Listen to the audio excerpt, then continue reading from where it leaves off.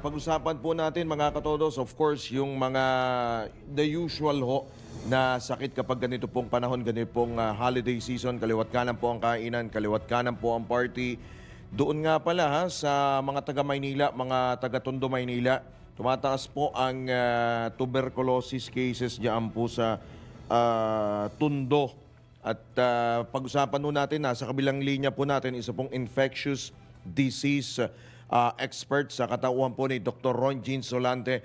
Magandang tanghali po, Doc. Welcome po muli sa DWIC LO Channel 23. Hi, good morning, Drew. Good Apo, morning apo. also to our viewers.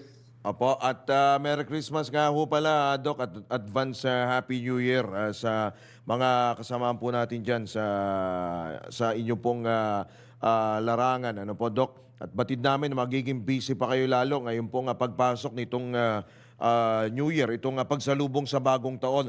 Pero dito ho muna tayo sa iba pong mga sakit, iba pong karamdaman.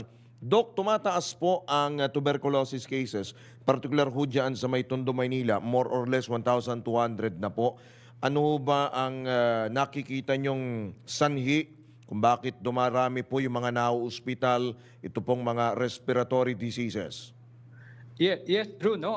In fact, bigyan lang kita ng konteksto dyan. Dito sa San Lazaro Hospital, tayo lang yung hospital na merong specific ward, no, ng mga admitted patients na may tuberculosis, no? Sa buong Pilipinas yan, meron tayong mga 150 bed capacity for tuberculosis patients.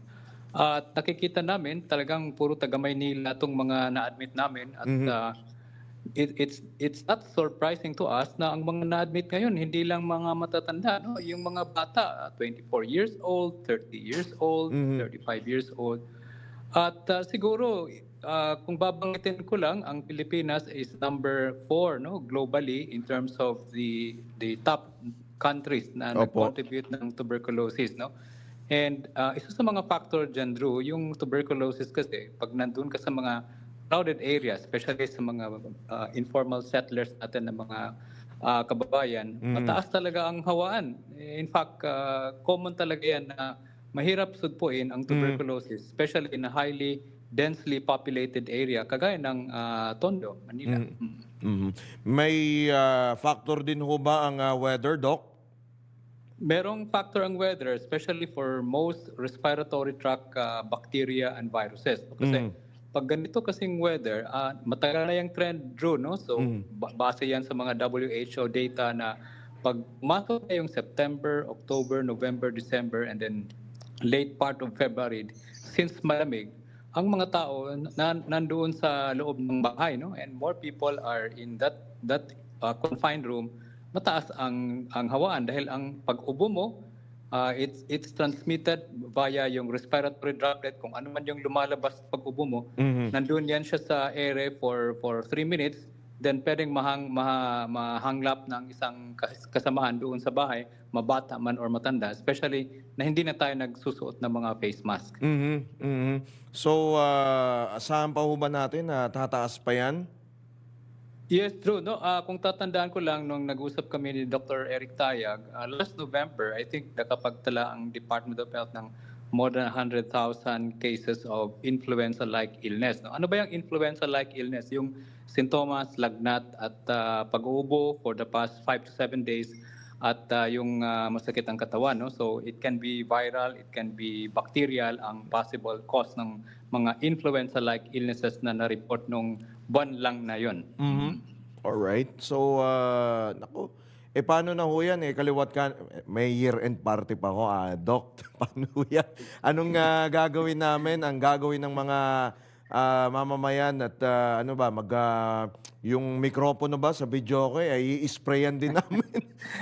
Oo, siguro, Drew, no? Paalala natin sa mga kababayan natin kung ano man yung mga ginagawa natin ng mga precautions noong COVID-19 na nakapag-party tayo, nakapag-sing along tayo. Siguro, unang-una, maghugas ng kamay, no? Yan. Pangalawa, kung hindi ka sigurado na especially sa mga may sintomas, may mga paubo-ubo, sipon, siguro mas maganda magsuot ng face mask para hindi magkakahawaan doon sa room kung saan kayo nagpa-party. And especially, Drew, no, yung mga bata na less than 2 years old at saka yung may mga edad na 60 years old and above, ito kasi yung mga vulnerable population na nakikita namin na madali talagang makapitan itong mga mikrobyo na to. Alright. So, dapat ho bang maalarma o mabahala ang publiko dito po sa tumataas po na TB cases? Doc, linawin lang ho natin, ito pong spike ng TB cases, ito'y sa isang particular na area lang ho ba? Ito ba'y nationwide? Doc, pakilinaw nga po. Well, ang nakita lang doon siguro ngayon dahil maganda ang reporting nitong Manila doon sa mga positive, no? Positive TB smear positive. Kaya siguro na-report 'yan kasi maganda naman ang diagnostics natin ngayon, madaling makakita ng positive. Kagaya ng COVID noon, pag merong mag-report na maganda ang reporting ng diagnostics, makikita 'yan sa isang local government unit, no?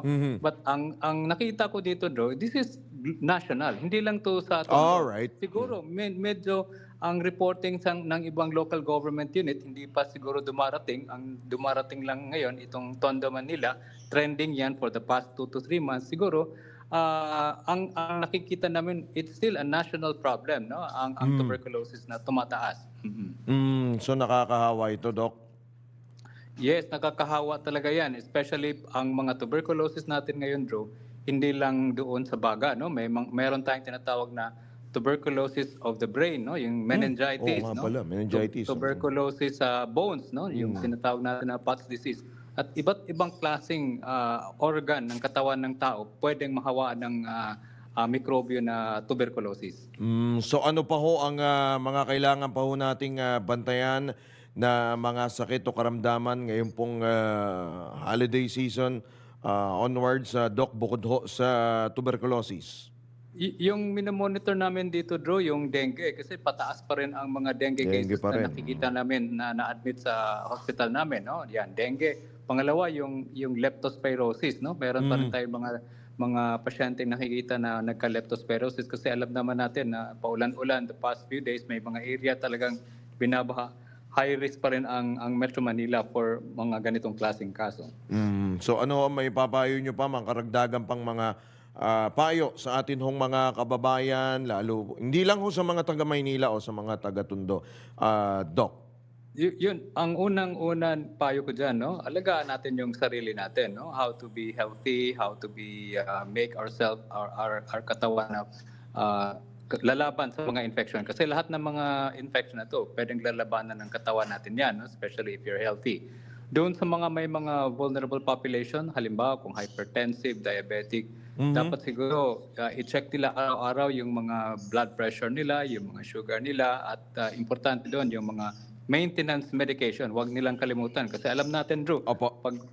pag-apak natin ng January, February, tataas na naman yung mga nagka-stroke, nagka-hypertension dahil Yes. sa mga kinakain natin during the past holidays, no? And alam natin, yung iba dyan, ayaw titingnan mo na yung BP kasi doon na lang nila titingnan pag January kasi baka hindi sila makapag-enjoy sa mga holidays na to. So, importante yun.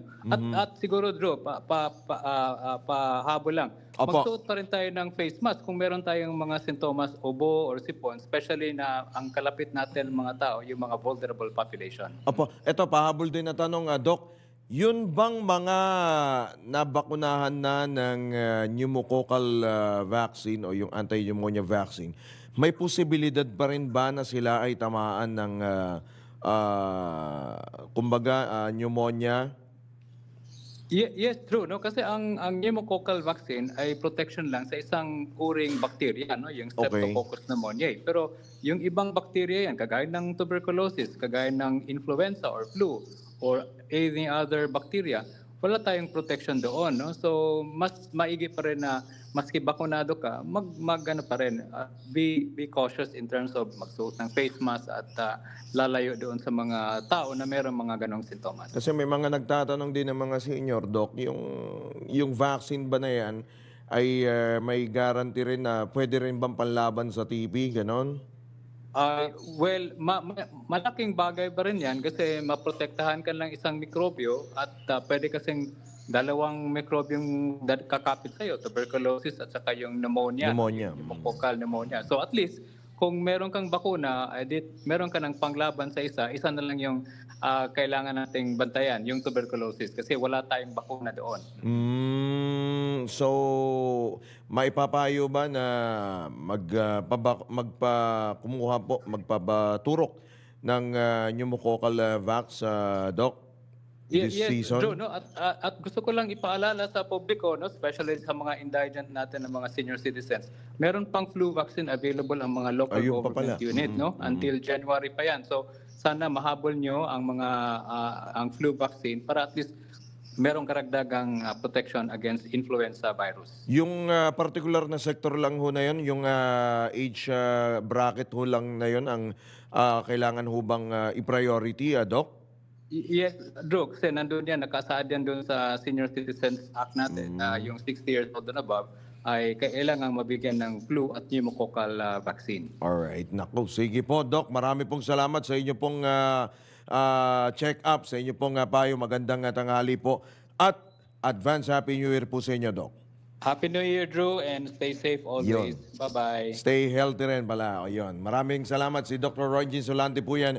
Isa pong infectious disease specialist. Balitang Bayan!